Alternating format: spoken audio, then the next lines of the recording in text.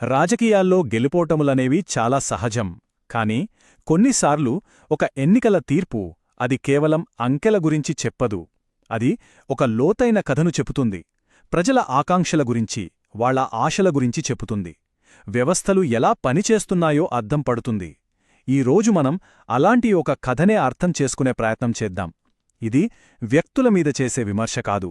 ఇది వ్యవస్థల్ని బాగుచేయడానికి, పాలనను ప్రజలకు ఇంకాస్త దగ్గరగా తీసుకెళ్లడానికి చేసే ఒక నిష్పాక్షిక విశ్లేషణ. మనం ధర్మపురి ఎన్నికల తీర్పుకు ఒక రకంగా చెప్పాలంటే ఒక పొలిటికల్ పోస్ట్మార్టం చేద్దాం. మన విశ్లేషణకు కేంద్ర బిందువు తెలంగాణలోని ధర్మపురి నియోజకవర్గం. ఇది కేవలం ఒక ఊరు కాదు, ఒక పుణ్యక్షేత్రం. వందల ఏళ్లుగా వ్యవసాయం మీదే ఆధారపడి బతుకుతున్న ప్రజలున్న ప్రాంతం. మొన్న జరిగిన ఎన్నికల్లో ఇదే నేల ఒక పెద్ద రాజకీయ మార్పుకు వేదికైంది. మరి ఇక్కడి ప్రజల తీర్పులో దాగి ఉన్న సంకేతాలేంటి? వాళ్ళ ఆవేదనేంటి? వాళ్ళ ఆశలేంటి? వాటిని అర్థం చేసుకోవడమే మన లక్ష్యం. ఈ నంబర్ చూడండి, 12.13%. ఎన్నికల లెక్కల్లో ఇది కేవలం ఒక అంకె కాదు, ఇది ఒక రాజకీయ భూకంపం. అధికారంలో ఉన్న ఒక బలమైన నాయకుడు, ఒక బలమైన పార్టీ ఇంత పెద్ద తేడాతో ఓడిపోవడమనేది మామూలు విషయం కాదు. ఇది చాలా స్పష్టమైన, శక్తివంతమైన తిరస్కారణ. ఇంత పెద్ద ఓటమికి కారణాలేమైయుంటాయి? ప్రజల ఆగ్రహానికి అసలు మూలమెక్కడుంది? ఈ ప్రశ్నలే మన విశ్లేషణకు పునాది. సరే, ఈ సంక్లిష్టమైన కథను అర్థం చేసుకోవాలంటే మనం స్టెప్ బై స్టెప్ వెళ్దాం. ముందుగా ఎన్నికల తీర్పును అంకెల రూపంలో చూద్దాం. తర్వాత అక్కడి ప్రజల నాడిని, అంటే క్షేత్రస్థాయి వాస్తవాలను అర్థం చేసుకుందాం. ఆ తర్వాత ఓటమికి దారితీసిన కారణాలను లోతుగా పరిశీలించి భవిష్యత్తు కోసం ఏం చెయ్యాలో చర్చిద్దాం. చివరగా ఈ మొత్తం డేటా ఆధారంగా తీసుకోవాల్సిన అత్యంత కఠినమైన నిర్ణయమేమిటో చూద్దాం. మొదటి భాగం, ధర్మపురి ఎన్నికల తీర్పు. అసలు ఆ కథ వెనుక ఉన్న అంకెలు ఏంటో చూద్దాం. చూడండి, ఈ టేబుల్లో ఫలితం ఎంత స్పష్టంగా ఉందో. కాంగ్రెస్ అభ్యర్థి అడ్లూరి లక్ష్మణ్ కుమార్కు 91,000 పైగా ఓట్లొచ్చాయి. అంటే పోలైన ఓట్లల్లో సగానికి పైగా అన్నమాట. బీఆర్ఎస్ అభ్యర్థి సిట్టింగ్ మంత్రి అయిన కొప్పుల ఈశ్వర్కు కేవలం 69,000 ఓట్లొచ్చాయి. తేడా చూస్తే 22,000 ఓట్లకు పైనే, అంటే 12.13%. ఇది సాధారణ గెలుపు కాదు, ఒక రకంగా చెప్పాలంటే ప్రభంజనం. అసలు కథ ఇక్కడే మొదలవుతుంది. ఓట్లు ఎటునుంచి ఎటు వెళ్లాయి? బీఆర్ఎస్ పార్టీ తన ఓట్లలో దాదాపు 4.4% కోల్పోయింది. ఇది వినడానికి చిన్న నంబరే కావచ్చు, కాని అధికారంలో ఉన్న పార్టీకి ఇది పెద్ద దెబ్బ. అదే సమయంలో కాంగ్రెస్ పార్టీ ఏకంగా 8% ఓట్లను పెంచుకుంది. ఇంకా ఆసక్తికరమైన విషయమేంటంటే బీజేపీ కూడా తన ఓటు షేర్ను 4% పెంచుకుంది. అంటే బీఆర్ఎస్ నుంచి దూరమైన ఓట్లు కేవలం కాంగ్రెస్కే వెళ్లలేదు, రెండు వైపులా వెళ్లాయి. దీని బట్టి అర్థమయ్యేదేంటంటే ఇది కేవలం కాంగ్రెస్ అనుకూల పవనం కాదు, బలమైన ప్రభుత్వ వ్యతిరేకత కూడా ఉంది. అయితే అంకెలు మనకు సగం కథే చెప్తాయి. పూర్తి కథ తెలియాలంటే మనం క్షేత్రస్థాయిలోకి వెళ్ళాలి. అక్కడి ప్రజల జీవితాల్లోకి తొంగిచూడాలి. అసలు ధర్మపురి ప్రజల నాడి ఎలా ఉంది? వాళ్ల బతుకు పోరాటమేంటి? ఇప్పుడు చూద్దాం. ధర్మపురి 100% ఒక గ్రామీణ నియోజకవర్గం. ఇది ఒక ఎస్సీ రిజర్వ్డ్ స్థానం. అంటే ఇక్కడ దళిత, బడుగు బలహీన వర్గాల జనాభా ఎక్కువ. ప్రజల బతుకంతా వ్యవసాయం మీదే ఆధారపడి ఉంది. అందుకే ఇక్కడ ప్రజలకు నీళ్లు ప్రాణం కంటే విలువైంది. సాగునీటి సమస్యలు, తాగునీటి కొరత ఇవి దశాబ్దాలుగా వాళ్ల జీవితాల్లో అతిపెద్ద సవాలుగా ఉన్నాయి. ఈ ఒక్క వాక్యం వినండి, ధర్మపురి పుణ్యక్షేత్రంలో ఇప్పటికీ కనీస సౌకర్యాలు లేవు. ఇది ఏదో పేపర్లో వచ్చిన హెడ్లైన్ కాదు, ఇది అక్కడి ప్రజల గుండె ఘోష. ఒకవైపు పుణ్యక్షేత్రమని గొప్పగా చెప్తూ, మరోవైపు కనీసం తాగడానికి మంచినీళ్లు, నడవడానికి సరైన రోడ్లు కూడా లేకపోవడం ఇది ప్రజల్లో తీవ్రమైన అసంతృప్తిని రగిలించింది. మమ్మల్ని నిర్లక్ష్యం చేస్తున్నారనే భావన వాళ్లలో బలంగా నాటుకుపోయింది. ఇప్పుడు మనము అసలు విశ్లేషణలోకి వస్తున్నాం.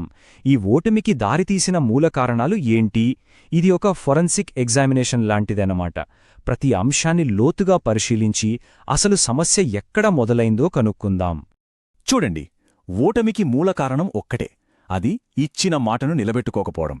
ముఖ్యంగా దళితుల సంక్షేమం కోసం ఆర్భాటంగా ప్రకటించిన పెద్ద పెద్ద పథకాలు, అలాగే గ్రామాలకు అత్యవసరమైన కనీస సౌకర్యాలు కల్పించడంలో జరిగిన వైఫల్యం ప్రజల నమ్మకాన్ని పూర్తిగా దెబ్బతీసింది.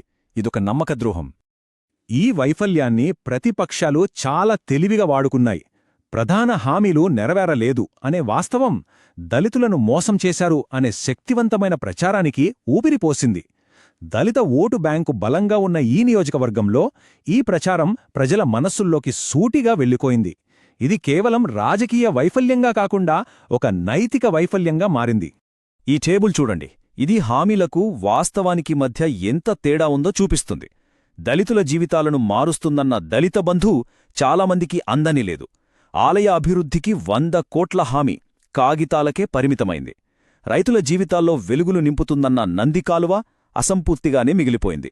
ఇక పేదలకు గూడు కట్టిస్తామన్న డబుల్ బెడ్రూమ్ ఇళ్ల పథకం నిరాశనే మిగిల్చింది. ఇలా నెరవేరని ప్రతి హామీ ఒక్కో సామాజిక వర్గంలో తీవ్రమైన ఆగ్రహాన్ని పెంచింది.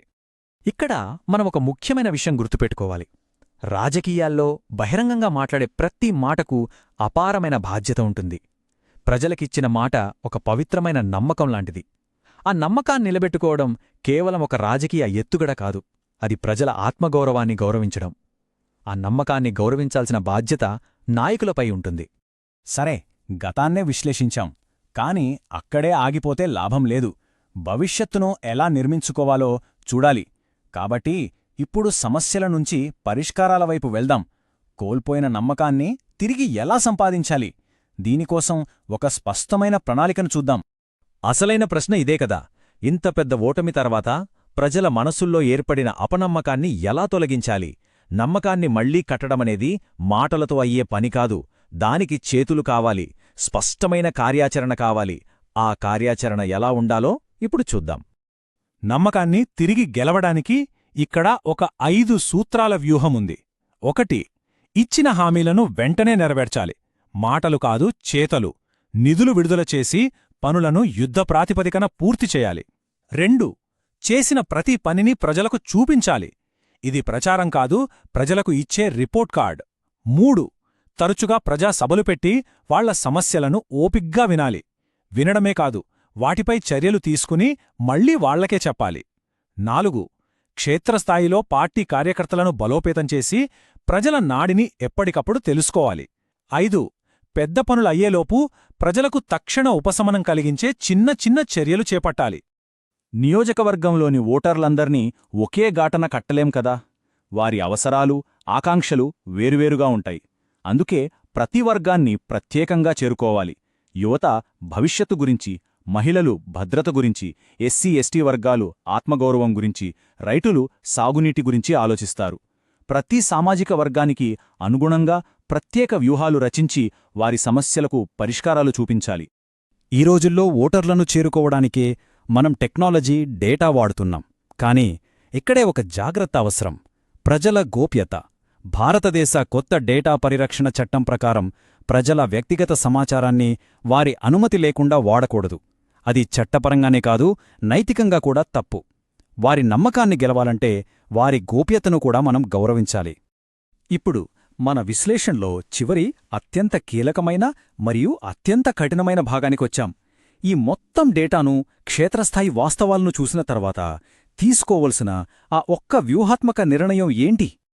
మా విశ్లేషణలో మేము క్యాండిడేట్ రిటైనబిలిటీ స్కోర్ అనే ఒక మెట్రిక్ను వాడతాం. అంటే ప్రస్తుత అభ్యర్థిని మళ్లీ నిలబెడితే గెలిచే అవకాశం ఎంత ఉంది అని. ఈ సందర్భంలో ఆ స్కోరు తక్కువగా ఉంది అంటే ప్రజలలో ప్రస్తుత నాయకత్వంపై వ్యతిరేకత చాలా బలంగా పాతుకుపోయిందని అర్థం. ఇంత స్పష్టమైన డేటా మన ముందున్నప్పుడు తీసుకోవలసిన నిర్ణయం కూడా అంతే స్పష్టంగా ఉండాలి. ఇది భావోద్వేగాలతో కాకుండా కేవలం వాస్తవాల ఆధారంగా పార్టీ భవిష్యత్తును దృష్టిలో పెట్టుకుని తీసుకోవలసిన నిర్ణయం. తుది సిఫార్సు ఇదే: అభ్యర్థిని మార్చండి. ఇది చాలా కఠినమైన నిర్ణయమని తెలుసు, కానీ డేటా అదే చెబుతోంది. కొన్నిసార్లు కోల్పోయిన నమ్మకాన్ని తిరిగి పొందాలంటే ఒక కొత్త ప్రారంభం అవసరం. గతాన్ని గౌరవిస్తూనే భవిష్యత్తుకు ఒక కొత్త, బలమైన సంకేతం పంపాలంటే ఈ మార్పు తప్పనిసరి. ఇది వ్యక్తిగత విమర్శ కాదు, ఇది ఒక వ్యవస్థాగతమైన పరిష్కారం.